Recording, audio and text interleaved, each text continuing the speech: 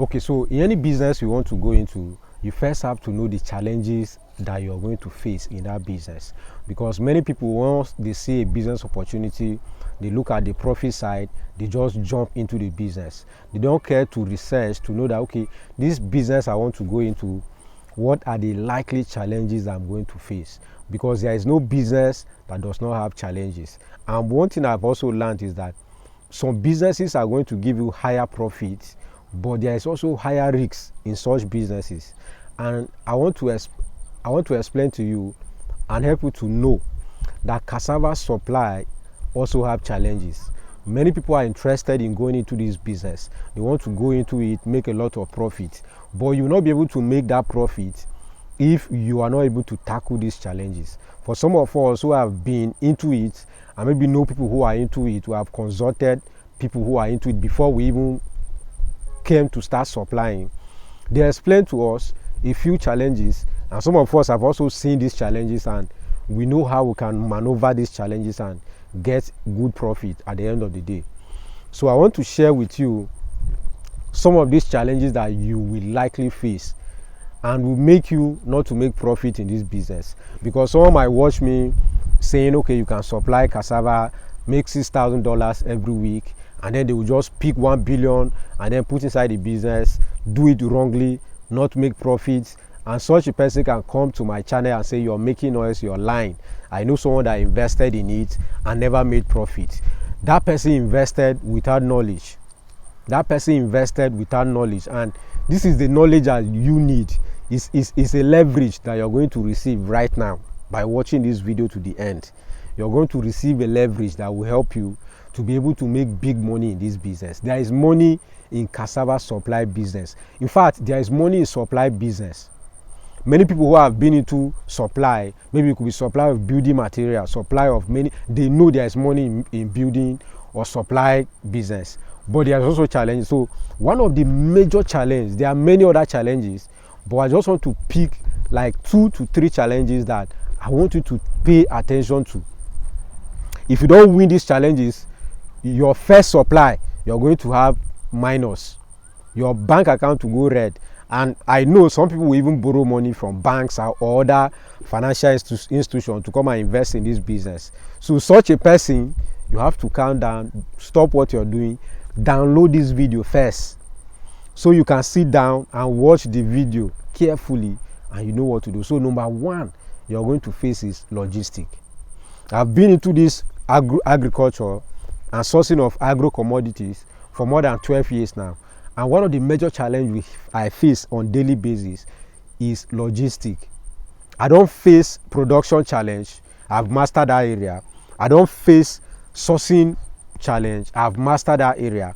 But one of the basic and the vital and the major challenge you're going to face, see as I'm stressing it, logistic. If you're coming into supply business or agro-commodity supply business, or you want to focus on cassava supply business, I want you to buy your truck. Get your truck, get your van that will be conveying your cassava to this company that you're supplying to, any company at all.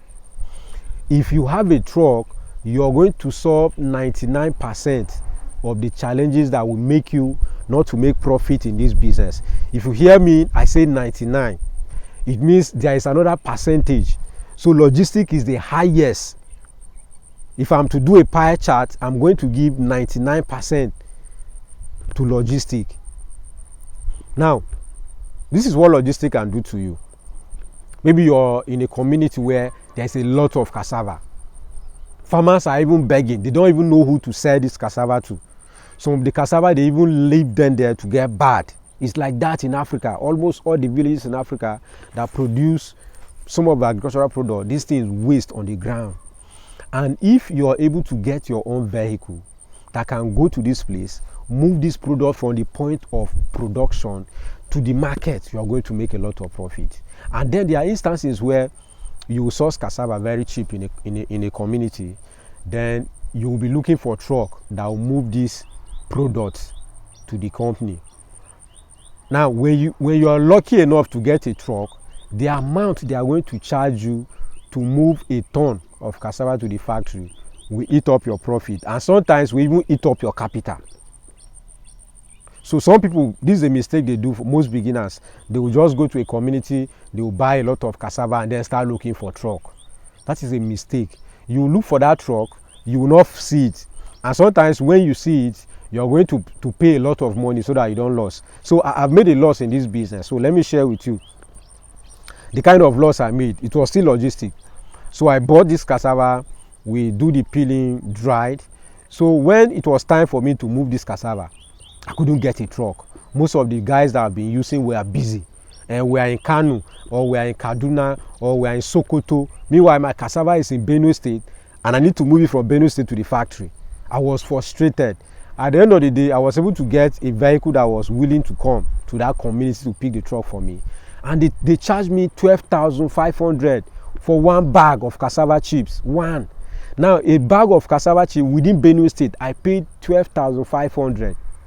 Now, when I supplied that cassava, I lost almost 275,000 naira. Lost.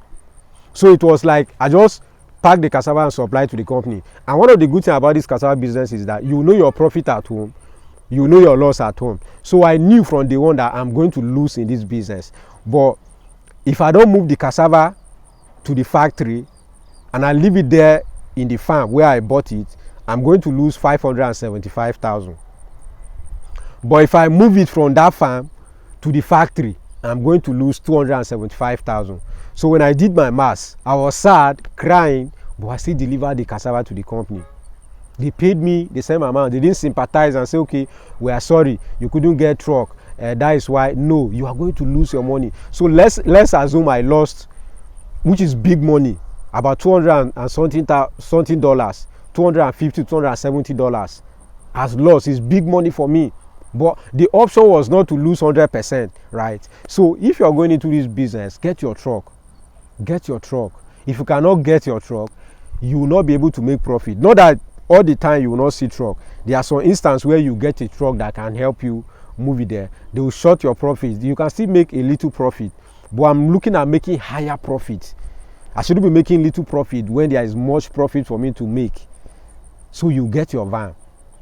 Now, buying a truck might cost you maybe $5,000, $6,000, depending on the kind of truck. We have trucks that can pick 10 ton, 20 ton, 40 ton, and there. So it's depending on your capacity that you want to go. And just like you have know what I would advise you, start small. You can get a J5 truck, a J5 vehicle. Start with that one. Start doing the business, do the supply, monitor how profit is coming in. Then you can advance, buy a bigger truck. You don't have money. If you have money to get a bigger truck, it's fine too. And sometimes after getting this truck, you need to also get a driver that have sense, because the driver can also use the truck to frustrate your life.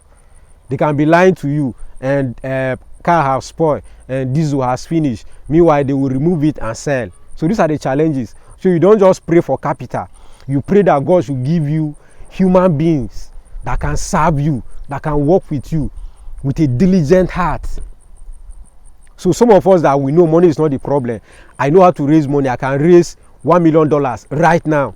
But it's not about raising the money. If I raise the money, I need a team with a $10 million mindset to work with me. So that is where I normally start my business from. Who are the people that are going to work with me? Who will be my driver? What is his mindset towards this kind of business? First, when I settle that, I can go ahead and get a truck or raise enough funds to inject in the business. So that is the first challenge you are going to face. Then the next challenge you are going to face is availability of cassava. Just like you have highlighted, cassava is everywhere, but it's not all the community that have cassava. So for example, you don't have to call me and start asking me, there is no cassava in my community, what should I do?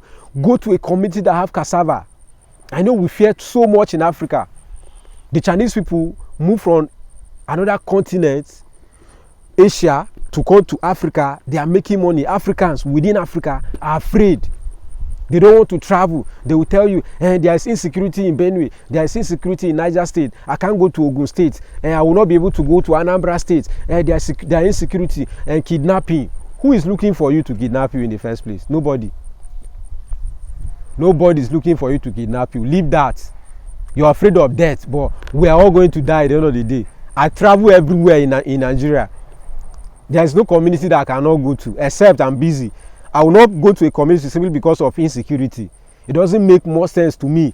One of the most dangerous places in Nigeria currently, I will not mention the state, but we know there are white people there, Asians, they are there, Pakistans, they are there packing our money. If you go to Ghana, if you go to Rwanda, if you go to Kenya, there are white people there from other continents in Africa making money. Africans, they are afraid of moving. And most of these guys, they are not with security. I mean, I base in Kano, I'm in Kano most of the time.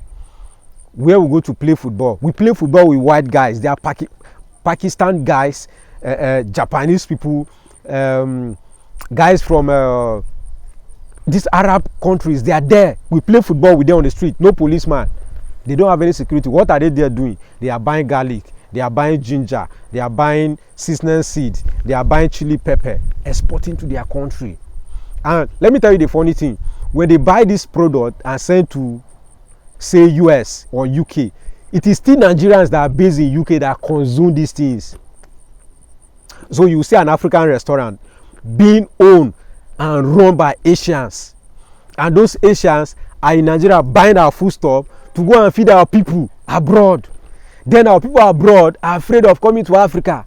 Then Africans are afraid of traveling within Africa for sake of kidnapping. There is insecurity, but it's not that bad. Stop watching news. You watch a lot of news, so the news will just scare you. And you should know what mainstream news is meant for. The media is there to discourage people. Most times they even discourage other people from doing business in some part of the world. If you go to the West, they control their media thoroughly. There are much killing in the US than we have in Africa. Just that they can't televise it. If they caught any blogger posting someone was shot, got shot, you might end up in prison for posting that on social media. But in Africa, anybody can just pick his camera, snap, and start making noise. So what I'm trying to say is that you don't have to fear going out to do business because of insecurity. You listen to news too much. That is the reason why you're not making money. If you listen to news, you will not make money. They will scare you. They will tell you very soon there will be no use for cassava. Very soon everybody will stop using petrol. Everybody will be using solar. Those kind of things are just to scare people that have small mindset not to do or take steps that will help them to make money. So don't be afraid of that. These are the major challenges you are going to face. Number one, logistic. Number two, that you're going to face is availability. So availability, I said, you don't have to limit yourself in your room and be thinking of how to make money. Some of us that will making money, we take a lot of risks. We go out there, we travel to villages, and human beings are there. So why should I be afraid of going to Enugu to go and buy cassava if they have? Why should I be afraid of going to Kano to buy cassava if they have? There are kidnappers there, there are human beings there. So why are they not being kidnapped? I don't have money. So if you kidnap me, maybe you just beat me and send me back to my house. I don't have money. So you don't have to be afraid. Just kidding. Now, another challenge you're going to face is, I think is similar to location, or let me say availability of the material. But this one is a kind of, what you're going to face is proximity to the factory. Or let me say availability of the factory within your environment. So there are some people that they want to go into this business, but they have checked within their area, their region, there is no factory. It's a sad reality, but you have to do it. Now, for a very long time, we have been producing cassava, but when it comes to value addition, Africa is making 0.0 naira from value addition. You can fetch, you can check it. Africa is not making anything. So if you're watching and you're angry in your heart that there is no cassava processing factory in your community, start making research. How can I bring this to my community? How can I do it? Then you start making arrangement on how to do it. But if there is none in your community, you're not a tree, you're not a rock. Move to the next community, except you don't want to make money. Move there. Supply to the company. I'm not based in Lokoja. Lokoja is not my state. I'm not from Kogi State. I go there. As I'm making this video, I'm not in my state. I've traveled more than 12 hours on the road to get to this place. If I was afraid, I would not come. But it's business. So availability of, or let me say closeness to the factory, is another challenge you're going to face. And most of these factories, they want the cassava to get to them within 72 hours. So if you identify such a factory and then you don't have cassava close to that factory, it will be a difficult challenge for you, because they are afraid of bad cassava. So if you source cassava, say from Benue State, to take it to Lagos, which is almost 15 hours journey on the road, and most times this truck can even spend over maybe 3 days on the road. When the cassava get to the company, the possibility of the cassava being spoiled is very high. So the company will lose money. So they will tell you, no, we prefer the cassava within 72 hours or 48 hours. It's not because if you supply more than that, it will not be useful, but because they want the cassava to get to their factory quick and healthy, no rotten cassava. So like this evening, I was able to meet another company. I was speaking with them, and they told me, one of the agents, they told me that is their challenge. They want the cassava to get to them earlier, so that they will not have bad cassava much. So it's a big opportunity that I am the only person sharing this information with you. I can beat my chest for that, and you are aware that you have never seen what I'm telling you now anywhere. The reason why I'm doing this is because I love Africa, I love Nigerians, I love Ghanaians, I love all African countries, and I want us to be making money from the resources that we have. Maybe by supplying to these guys, we also learn from them what they are doing with our cassava. We can also start doing it. So that is the reason why I'm bold to share with you. People have been making money with it quietly, silently. They don't want anybody to know. I'm not afraid of competition. I will not even be able to supply all the cassava they need. And that is why you should love this channel. That is why you should subscribe to this channel. And that is why you should share all my videos that you love to other people. Don't also be stingy. Don't be greedy and say, oh, this information I will not share to anyone. No, don't be. If I should put this information out to you, share to another person. Someone reached out to me from this channel, and he told me someone from the US, it's not a Nigerian, it's not an African, a white man from the US watched my video on cassava and sent it to a Nigerian man who is not aware that he should follow me up. I had a conversation with him, and he's about to start his business. I'm consulting for him to start. So you too, help me. Let's help our Africans. Let's help our continent to grow. Share this video with people so they can use this information and also be able to make money. That is the goal. So they can also make money. And the thing is, when you are making this money, you are helping our farmers. If you come to my community, they are happy cultivating cassava nowadays. Nobody is sad, because they know if I plant my cassava, if I harvest, someone is there to buy. Before now, personally, I will not plant cassava because there was no market. You plant it, at the end of the day, you'll be begging for people to come and buy. But that is not the story today. These guys are here to buy. So share this video, please. Let people know. Share it on your social media. Share it everywhere. On your WhatsApp group, on your WhatsApp status. Drop it. This is the only way you can help me, and this is the only way you can help Africa. You mustn't be the president of your continent or the president of your state. The only way you can help people, or another way you can help, is to share information. So thank you so much for always watching my video to the end. And thank you so much for always encouraging. I receive a lot of WhatsApp messages, people thanking me, people sending me money tips for what I'm doing. And I appreciate that so much. You can also do that by sharing this video. So thank you so much for staying connected. I remain Dennison, your billionaire farmer. See you